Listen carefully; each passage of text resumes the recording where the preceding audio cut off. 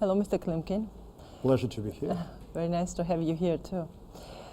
We are having this interview just right after the NATO summit and almost right before Normandy format meeting in Paris, which is planned on the 9th of December, next Monday. But let's start with the NATO issue. The London Declaration says that the NATO is committed to its open door policy, but in the text there is no mentioning of Ukraine and Georgia. Secretary General actually talked at the press conference about Ukraine and Georgia and said that the alliance is focusing on how to help Ukraine and Georgia moving towards Euro-Atlantic integration, etc., and that there is a lot between full membership and nothing. So how could you comment on the above? Look, firstly, I'm not a big fan of playing with constructions for the sake of playing. Simply coming up with different ideas, something is between, like you said, for me does make sense if it's not just a kind of political symbolism, but also about substance. I believe we can do a lot, and I mean both Georgia and Ukraine, in the sense of stepping up the level of our practical cooperation with NATO. It's about security and defense reform, it's about intelligence sharing, it's about, and it's one of my key points, about elements of NATO infrastructure on our territories, Georgia and Ukraine. It's about common effort on Black Sea security, and I believe it's one of the most important challenges at the moment for the NATO and for us. It's our common challenge, if you like. But firstly, I believe in real membership.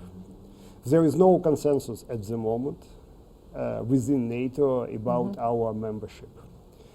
It's purely political. NATO is in a difficult juncture. There are different messages. You know, Macron, NATO is branded. You know, all kind of bickering, Turkey, US. But fundamentally, what is important for me is the whole sense that transatlantic dimension is fundamentally important for the security of our nations. I believe it's gonna stay. It's gonna be sustainable despite all the discussions. So firstly, what matters is our commitment. It's not a kind of sprint. It's a marathon. And we need to have long breaths and commitment for the whole road. Secondly, it's about practical things. And thirdly, it's about our good coordination. Now there is a tendency to split us, you know, to have Georgia Eastern and Europe. Ukraine. No. It's to have Eastern Europe as a kind of one reality and South Caucasus as a kind of different reality. Something geographical. But what we need to have a kind of partnership of purpose, and not kind of geographical partnership. But for the moment, I'm not really worried about the lack of messages or structuring of these messages. Again, it's about our commitment, it's about long breath. Our commitment, you mean Georgia's and Ukraine's? Exactly. Yesterday you commented on a photo of I like this photo, actually. I know, but you missed Ukraine, of the NATO leaders and the Queen Elizabeth. You wrote that the Ukraine is missing there and that the Ukraine is guiltier for that than NATO. Exactly. Itself. A couple of more mistakes you wrote, and Ukraine may never be there at all. So what were the main mistakes during Ukraine's independence years? Do you think it was possible to have Ukraine on the photo yesterday? I believe the chance for getting our membership closer has been there. I believe because of different playing with Russia, because of lack of political will all kind of ideas to balance Russia and NATO, which is for me total nonsense. Of course, Russia is a reality. We have somehow to talk to Russia. It's a reality, it's our neighbor. Whether we, we like this neighbor or not is a different issue, but it's a reality. But somehow balancing and saying that politically we can sit on both chairs is a total nonsense for me. So we made, not both of us, you know, here, but we made, and I believe also in Georgia, a lot of mistakes in the sense of this uncertain policies, in the sense of all these vague messages, but also in the sense of total lack of commitment. It's all about our previous governments and presidents. Unfortunately, we made a lot of mistakes. And we have to draw lessons and conclusions from our mistakes. Either we like to pull it off, and it's a kind of commitment for the future, and we need to unite our people behind it.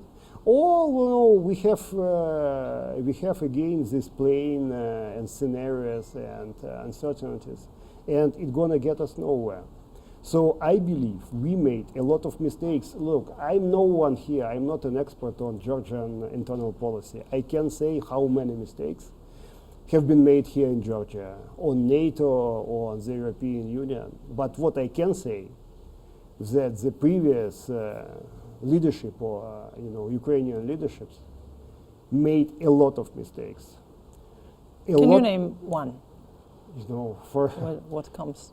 At the beginning of the 90s, what kind of approach Ukraine had towards NATO?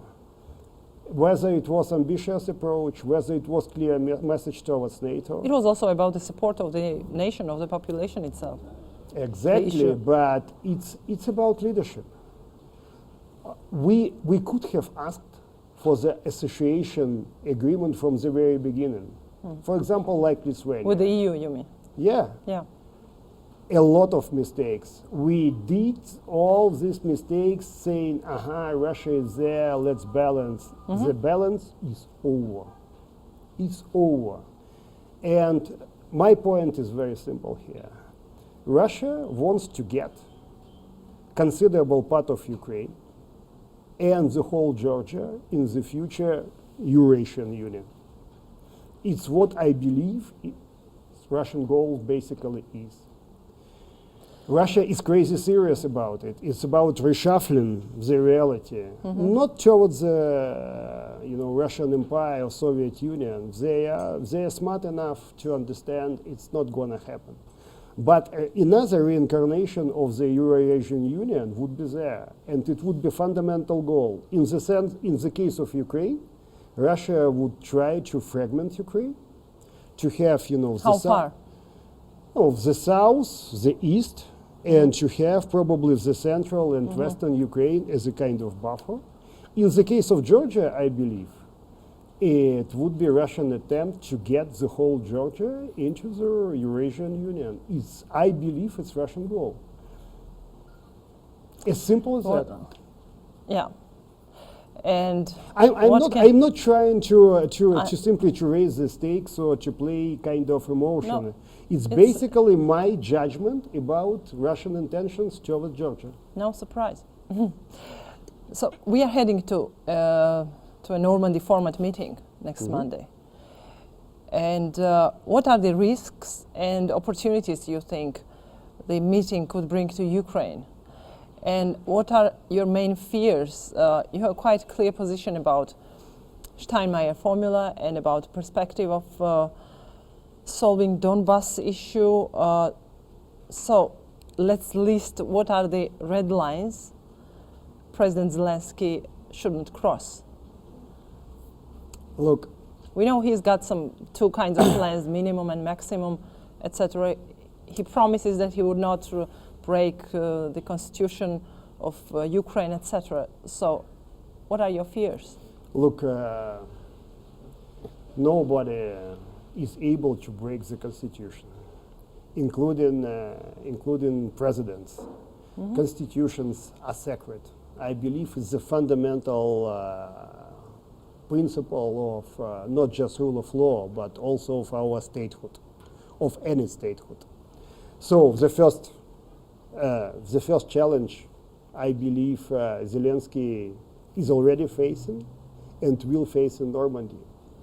Russia will try to split two realities. One, the kind of public reality of public agreements and public messages, what you're gonna hear after the Normandy meeting. And another one, a kind of murky, hidden reality of possible bilateral deals. I even wrote yesterday, I sincerely wish Zelensky to keep these two realities together, not to let Russia to split these realities.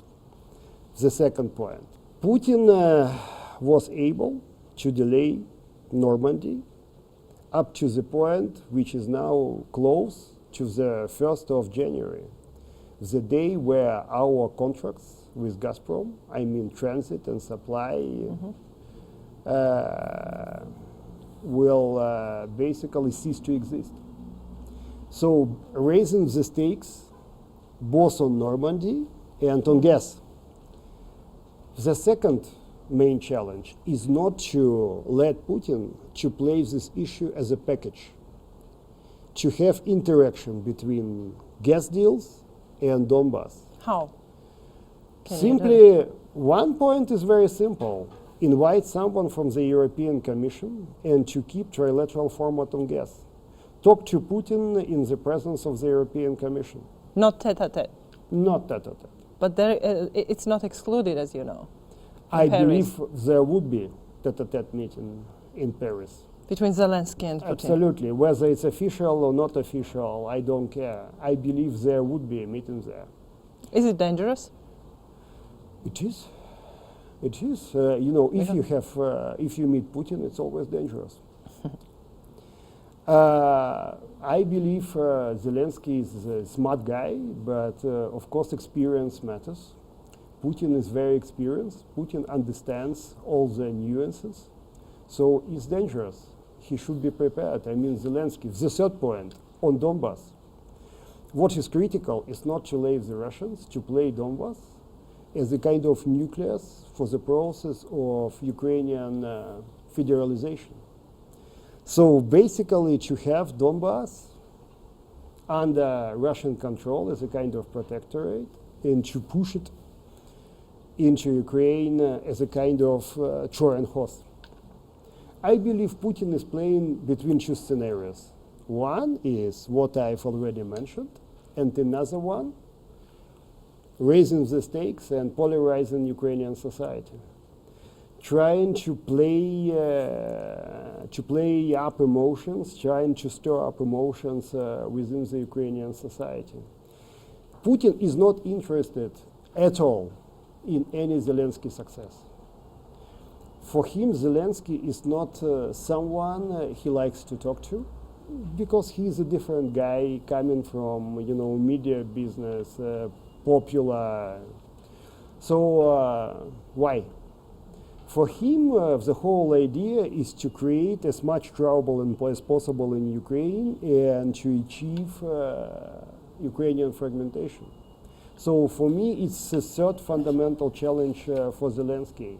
For Zelensky, it would be important to have meaningful discussion on exchange of political prisoners and hostages, on ceasefire, and on the possible way forward. Of course, Crimea is important to raise, but there would not be any meaningful discussion here. So, do you criticize him for signing Steinmeier formula? I believe it does not make sense. I believe Steinmeier formula itself, taken out of the context of any kind of sequence, roadmap, does not make sense. Steinmeier formula itself, it's important to understand, is not good or bad. It's not dangerous. If it's incorporated in a kind of roadmap, if it's taken out of a context, it's very dangerous. because it's the whole Russian strategy to have a reference to the future autonomy and federalization of the occupied Donbass. And the idea for Putin is to expand this occupied Donbass to the whole territory of Donbass. It's why he signed the decree to issue Russian passports to all citizens of Donbass. All kind of teasing up now with Donetsk decision, you know, to have Donetsk border as somehow the whole border of Donbass. It's all, you know, raising the stakes. It's this quite understandable line. Something very like what's happening in Georgia and what was happening. Basically, it's not the same pattern, but it's a similar pattern. Yeah, it's a similar pattern. Yeah. Look, I've been criticizing the reaction of the transatlantic community to the Georgian war, continuously saying, look guys, after the Georgian war, you proposed Russia the partnership for modernization. Where you are now with this partnership, it was idiotic. Restart button, yeah.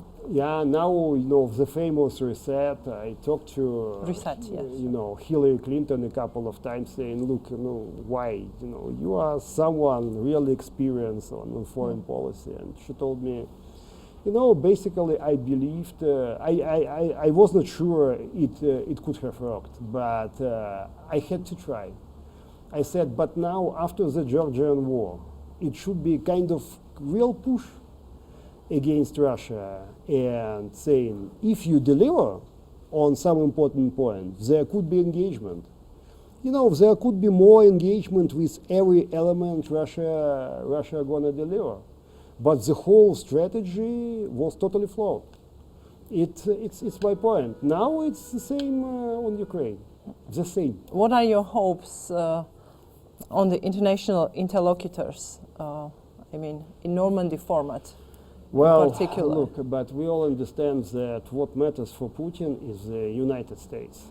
For him, it's important to see what's gonna happen in the U.S. in the sense of impeachment, who gonna be weakened or strengthened, and who gonna implement the U.S. part of the deal, not on Donbass, but fundamentally between Russia and the U.S.